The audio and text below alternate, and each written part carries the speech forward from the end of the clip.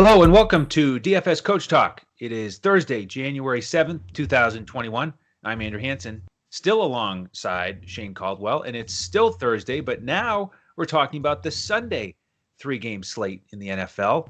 Shane, we just blasted the Saturday show out. How about Sunday? You ready to crush this one too? Yep, I'm also loving the Sunday slate here. Pretty excited about this first game we're going to talk about here. This is a kind of a rematch from last year, a grudge match, and man, two really good teams. So I'm kind of excited about this slate here. There's some tough battles going on right now in the trenches. Yeah, this is actually rematch Sunday. That's what I'm going to call it. All of these teams have played this season, so we'll talk about that as we go. And as usual, we're going to go game by game here, get you ready for the three-game slate on Draftkings and Fanduel. We are going to start with the Ravens and Titans. And man, this is like a double rematch because in the playoffs last year, this is where we saw the Ravens go down early in a surprise fashion. They really moved the ball well, but they had all these strange turnovers, failures on fourth down. And before you know it, the Titans had pulled the upset. And so Lamar Jackson said after that game in the playoffs last year that they overlooked the Titans. It was a big learning experience. He wasn't going to do it again. And it's just kind of funny that here they are again. And even though Lamar Jackson is ultra motivated, it's still a tough matchup because of this tremendous Derrick Henry situation. I mean, the wrecking ball, the 2,000-yard wrecking ball, he's on the other side. So the Ravens have their hands full, and they played this season, and Tennessee got him again, 30-24 in overtime. Henry had that touchdown run to win it. So here we go again. We'll see if the third time's a charm for Lamar Jackson and company. In terms of the injury news, we've got Willie Snead questionable for the Ravens, and that's about it. So basically at full strength should be a fun one to get going here on Sunday. So talk to me about this Baltimore side. If Lamar Jackson's motivated here, can he get it done?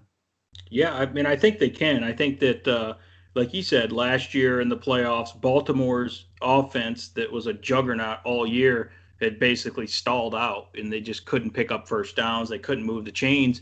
And Tennessee did a pretty good job spying Lamar Jackson, limiting his upside in the running game, and he just couldn't pass against them. And that's what happens is teams try to attack your weakness in the playoffs.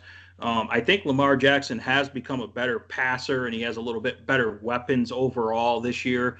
And just of late, I mean, he's had some pretty easy matchups, but you're seeing a nice uptick in his passing efficiency. He's never really going to be a high volume passing guy, but at least he's getting touchdowns. The last, he's got 8 touchdowns in the last 3 games here through the air, which is always good for a guy like that. But yeah, he's still a dual threat, dynamic, extremely hard to defend. The Titans are not really good against the pass. Pass defense for the Titans, 30th DVOA, 29th yards allowed per pass. So they're among the worst in the pass coverage. They did get Adoree Jackson back. I talked about that a few weeks ago. He's, it helps them a little bit for coverage. But overall, I think that Lamar Jackson's going to be able to get them through the air, which is why we see such a high over-under, because we know Tennessee can score as well. So, yeah, I think Lamar Jackson is near mandatory on this particular slate. Obviously, you're trying to get different and go different ways. I don't know if you want to – I personally don't want to get different elsewhere. I want to probably lock in Lamar Jackson because I like the rushing upside where he can get 100 yards rushing and obviously rushing touchdowns. He's going to lay it all on the line. He's not going to be conservative in the playoffs. So I expect him to pass more and be more efficient, and then have some more off-script runs where everyone's, if they're in man coverage, they're not paying attention, and he takes off, and you know what he can do when he takes off there. And I expect him to get some work done in the passing game here, which is always huge for him. So I'd probably pair him up. You can pair him up with Mark Andrews if you want to pay up at tight end. Mark Andrews looking good as well. Pretty neutral matchup for him. Marquis Brown is finally starting to produce. We've been talking about him all year, and it took to the last 3 or 4 games before he finally took off, and he was like a top 10 wide receiver the last 3-4 games. So he's a small guy, but he's ultra quick, and he's got good hands, got obviously great explosion and speed. He's just really hard to cover. And some of these kind of bigger, slower corners for Tennessee, I don't think match up well against him. So I can see them getting them for some big plays. And then, of course, you got the running attack on the running backs for Baltimore. J.K. Dobbins has come on strong now. He's finally starting to get a little bit more carries, a little bit more snap share, and obviously he's had some monster games of late. So I like J.K. Dobbins. Tennessee's pretty tough against the run, but Baltimore's dual threat with the quarterback and the running back can really keep you second guessing and really cause some issues for you. So I know Gus Edwards is in the mix as well, but I'm still going to probably lean towards J.K. Dobbins. I think they'll lean on him a little bit more in this matchup. So I expect, obviously a heavy running attack here as well, but also they're going to be able to pass. And I think Lamar Jackson will be more efficient with passing here. So that's why I do like him. But yeah, so I think I like Baltimore in this game. Obviously, they're slight favorites here, 3.5-point favorites, but I do like Baltimore to roll in this game. Yeah, I lean to the Baltimore side as well. I think Lamar Jackson will get it done, and I am ready to lock him in for most of my lineups here. A little bit surprising that in the last matchup he was under 200 yards passing and only 51 yards rushing, but I think he'll be better overall. Like you said, I think he's peaking at the perfect time, and the targets that I would look at would be Andrews and Brown. Andrews had a touchdown against these guys in week 11 and almost 100 yards, 96 yards. And then Brown, like you said, he's really trending in the right direction.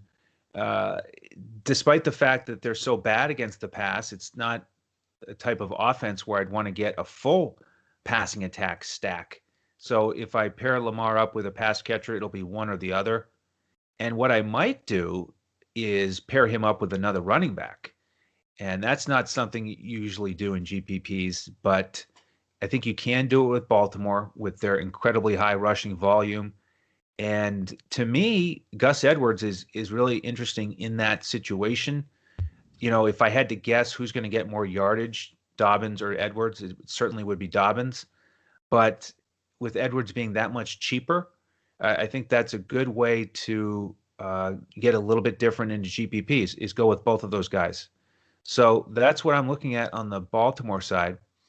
On the Tennessee side, like I said, the number is 2,000. It was specifically 2,027 for Derrick Henry. What an incredible season and a great finish to get him over that 2,000-yard mark.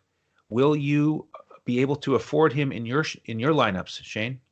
Yeah, it's going to come down to that lineup construction, but it's looking like probably on FanDuel, it's pretty tough to fade him there. It's half-point PPR. He doesn't really do a lot of work in the passing game. The problem is the Ravens do match up pretty well. They do have some big guys. I think they have some solid linebackers, so they match up pretty good. Last time out against Henry, they contained him to 133 rushing yards. He has to get 28 attempts to get there, though, in one rushing touchdown, and that's not really going to pay off the value fully for what you're looking for at a $10,200 FanDuel price point. And on DraftKings, you could certainly make the case to fade him just because you rely on those PPR points. And you have some other guys that we'll talk about that can definitely rack up catches and be productive. That might be in better matchups here. So that's kind of the $1 million question here is to go with Henry or fade him. And it really depends on how good you feel about some of your value plays, if you're going to get the value plays, because you're going to have a hard time paying up for a lot of these more expensive guys if you got Henry in the lineup there. But yeah, in general, Henry's, he's definitely on the top of the list here.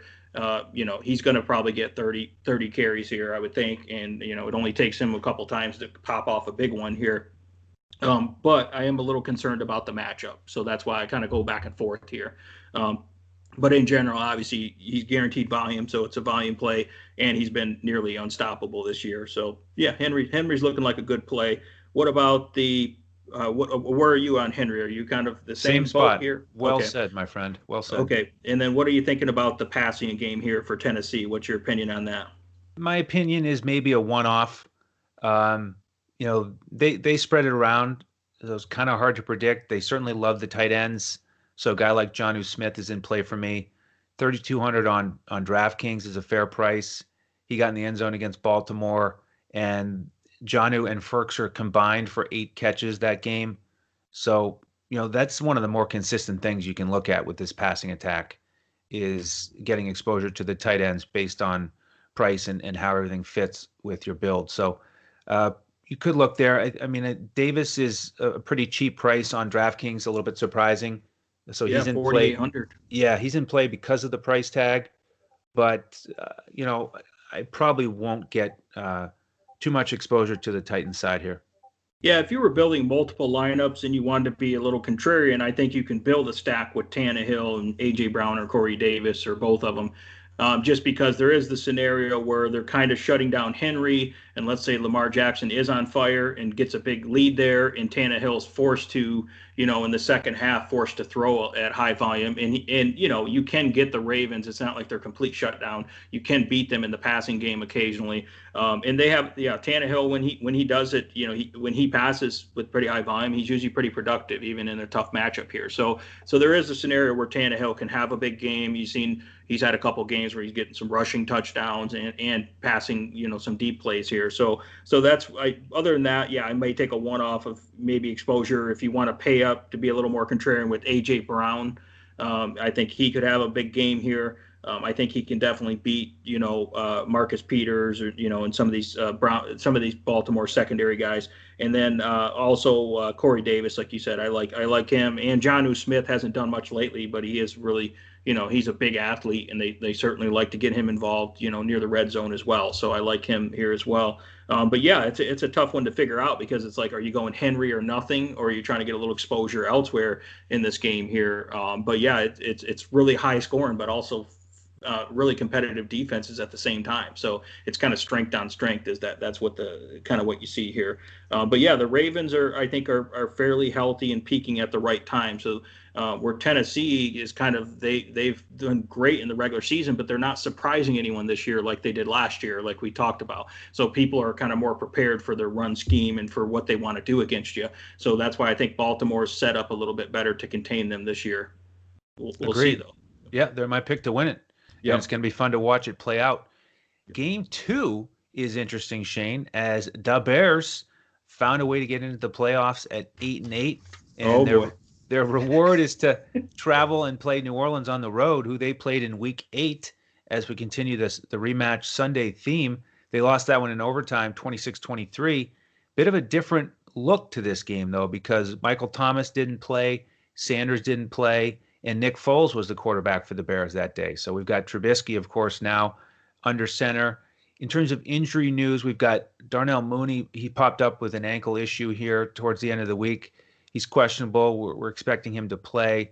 And then it looks like Michael Thomas will be back along with Kamara because this game is being played on Sunday. So if everybody's ready to go there, how do you see this one playing out? Yeah, I mean, obviously, I'm a little bit more heavy on the Saints side here. I'll even be taking a look at the Saints defense just because with Chicago, New Orleans got a great pass rush, obviously great corners and safeties, and New Orleans their defense is peaking at the right time. I think it's a mismatch here. I don't really like the matchup.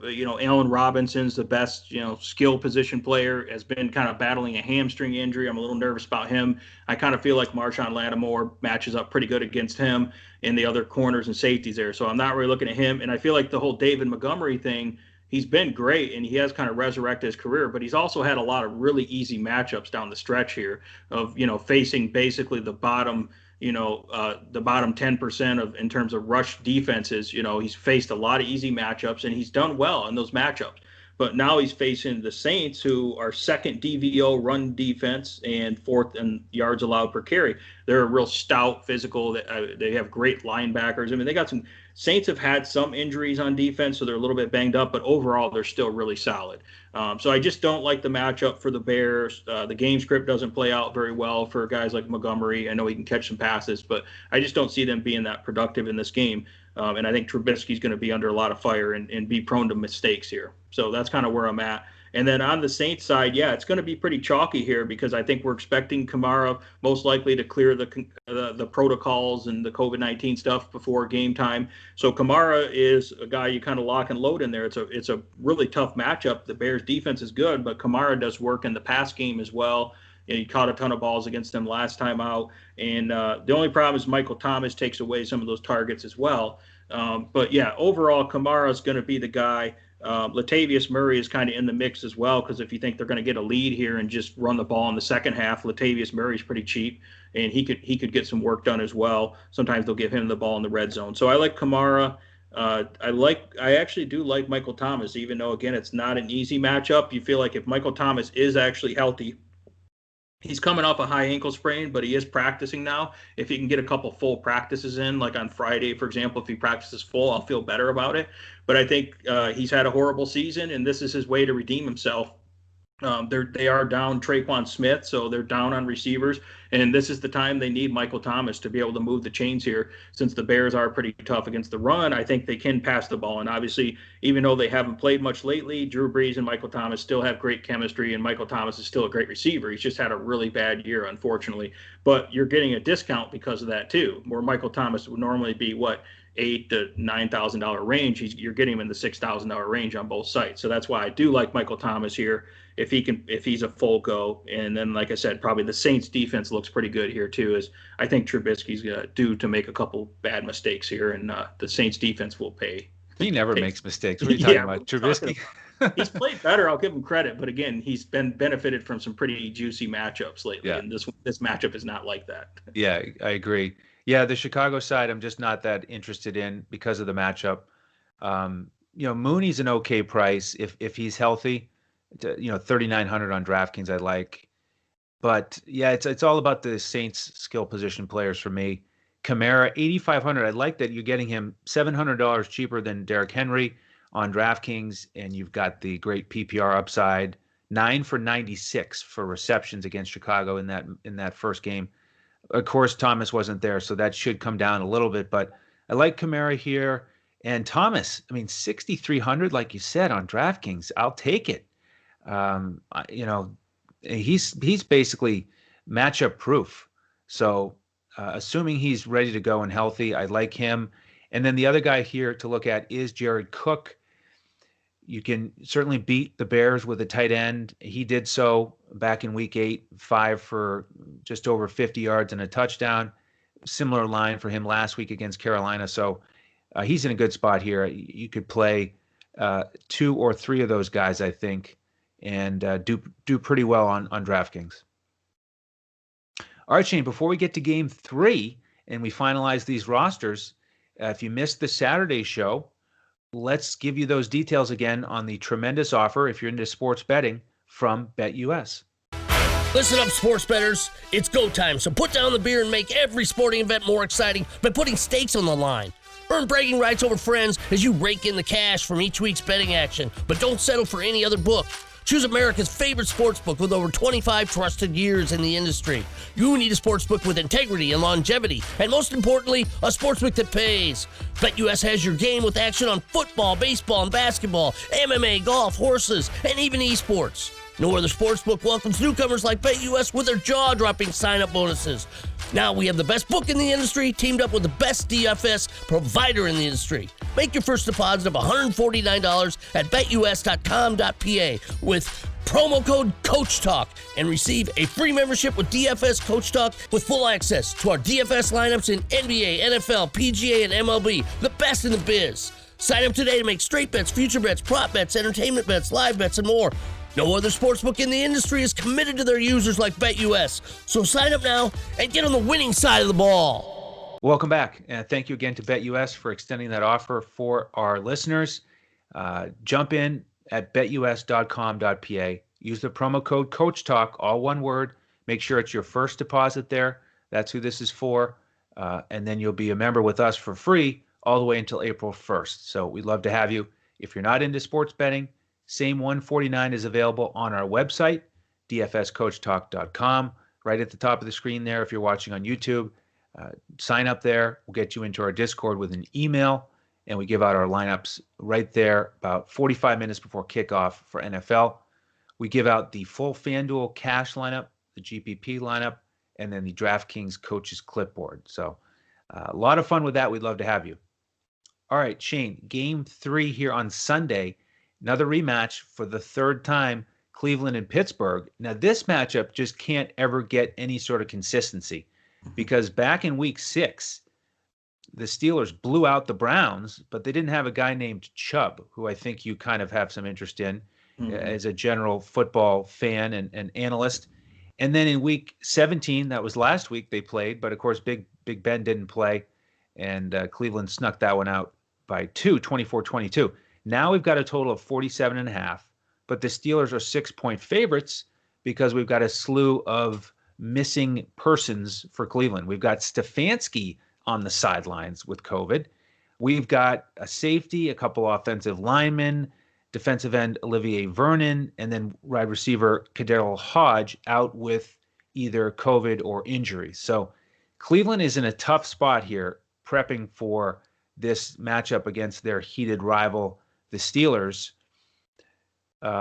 Will the Browns be able to recover here and make this a close game, or are the Steelers going to advance here? Well, the short answer is no. I don't think they will. And I've been a pretty big advocate of the Cleveland Browns this year. But, one of their strengths that I've talked about throughout the year is I like their offensive line. But now all of a sudden their offensive line has been banged up. Their guys are out. They're rotating guys in and out. So it's no longer a strength for the team. And Baker Mayfield's not the type of guy, you're just going to want to drop back with a weak offensive line and try to sling the ball against this pass rush. Even though Pittsburgh's lost a few guys, they still have a ferocious defense. They're still among the best for pass rushes and coverage combinations here. So, and this is probably one of the first times in a while that I haven't loved these Cleveland running backs. I don't like the offensive line, and I don't like a fairly healthy defensive line for the Pittsburgh Steelers. I don't like that matchup in the trenches here. So I just don't think there's going to be enough room to run for these really talented running backs for Cleveland, for Chubb and Hunt here. So I think for the most part, I'm not really that interested in them. They're extremely talented. They can kind of get theirs against anyone, but I just don't like the way this game is facing. I don't like the game script, and I don't like the situation with the offensive line. So I think Pittsburgh will get it done here defensively and be able to really limit Cleveland. So if I'm looking at Cleveland, I might be looking at like a one-off. One guy I'm looking at, because again, on this slate, on these small slates, if you can get different and get a value guy that you think is low owned, that's how you differentiate yourself. So I'm actually looking at Rashad Higgins for Cleveland, because I think he's going to be low owned. He's not a guy that, is very attractive, and when you look at it, but he's a big playmaker.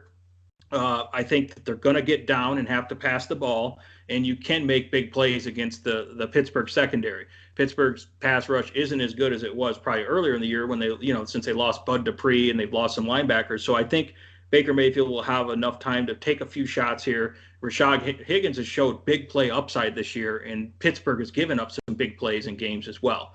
And so you're going to get Rashad Higgins 5,500 on FanDuel and really cheap 4,100 on DK. And I feel like he's a guy that could make some big plays here, and you're going to get it low ownership because he's in a tough matchup and not a good situation here. So that's one guy that stood out to me. You can also look at Austin Hooper, the tight end here. He's pretty solid and should get quite a few targets here as well. He's been okay. And then you can also look at Jarvis Landry. Obviously, it's their number one wide receiver, but I just don't love the matchup. They're pretty good. If Landry lines up in the slot, they're pretty solid. But Landry does line up a little bit everywhere as well. So Landry's okay. I just don't know if he's going to have that much upside in this matchup or not. I just don't really, in general, like the Cleveland offense. Again, if their offensive line's not clicking, that's going to cause issues with the running game and the play action that they're really good at. That's going to cause issues with pass protection, and it's just going to be hard for them to score in general. That's kind of my opinion on the Cleveland side here. Are you feeling any better about the Cleveland side? Unfortunately not. No. Okay. So to me, you can look at the Steelers defense. They're in play for me. And yep. I agree, probably at most a one-off. If you figure that the Steelers are going to be ahead for a lot of this game, then maybe Cleveland has to throw it more than they want to and they're used to. So sure, a guy like Higgins, maybe he hits value because he's cheap and he gets a little bit of extra volume. So it's Steelers defense for me. And then we'll see about the Steelers skill position players here. If they're going to get this lead, how do you think they're going to do it? Yeah, so I mean, I really like the wide receivers here. They've been up and down all year, but really the most consistent guy, aside from a couple rough games where he had some dropsy issues here, is Deontay Johnson. And Deontay Johnson, he's one of the best route runners, in general, is pretty good catching the ball. He's dropped a lot of passes, but just in terms of getting open and his route running ability, Big Ben looks for him early and often. And with Big Ben having a week off and hopefully being healthy, I think that's a good connection there. If you want to get multiple lineups and you want to do GPP, I think you can play Big Ben and pair him up with his wide receivers. But other than that, I would take Deontay Johnson just by himself. I think he's pretty expensive, but he's a high volume guy. He gets targets in the red zone for a small guy too, and he's just a big playmaker, a great run after the catch ability. And I just like his ability to get open, especially against these Cleveland secondary. I'm not really that excited about their secondary. We got to keep an eye and see if Denzel Ward is playing for Cleveland too. If he's out, then you got to like these Pittsburgh wide receivers even more. But other than that, these guys move all around, and they're going to be able to. Deontay Johnson won't see Ward, all the time. He'll be able to avoid him. I like Juju Smith-Schuster in the slot. You can beat Cleveland through the slot. Their slot coverage isn't that great, and he's pretty affordable. So I like Juju Smith-Schuster. So I probably prefer those guys a little bit over Claypool, even though Claypool is like a really exciting playmaker. It seems like Rudolph really liked to throw to him last week, but Big Ben tends to gravitate a little bit more towards Deontay Johnson, and then obviously he has more overall, rapport and trust with Juju. Even though Claypool's been great this year. And then you can take a look at the running game and see if they can get the running game going. We've been talking about all year how they haven't been good at it, but if James Conner's going to have a good game, this is it. I think that they can finally get the running game going and get a good lead here. James Conner's pretty cheap, and they might have been just saving him a little bit for the playoff run here. And he's been also catching a lot of passes as well. So if he's a guy that gets 5 or 6 targets, that's a good situation for James Conner here.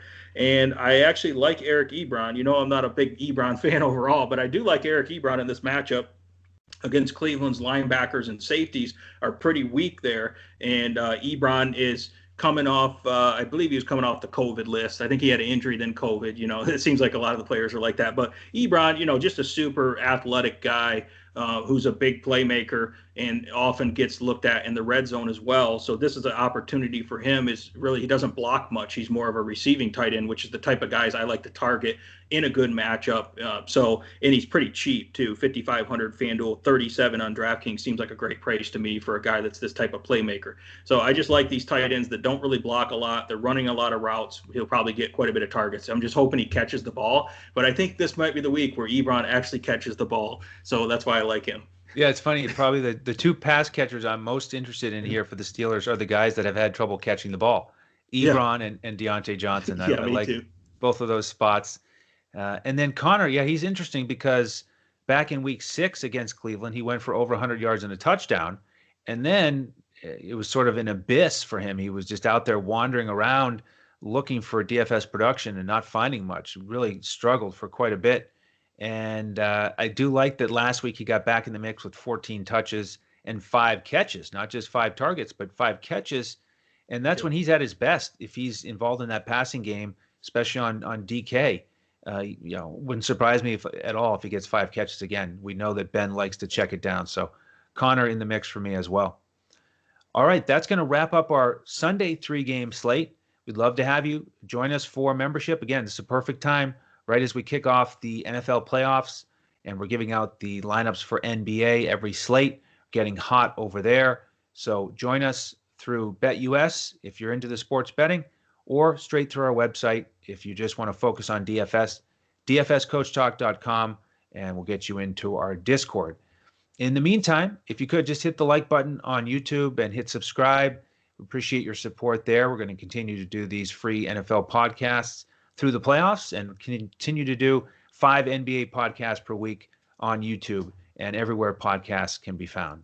So on behalf of Shane Caldwell and the rest of the DFS Coach Talk team, I'm Andrew Hansen. Thank you for joining us. We'll see you next time as we look to crush it in DFS.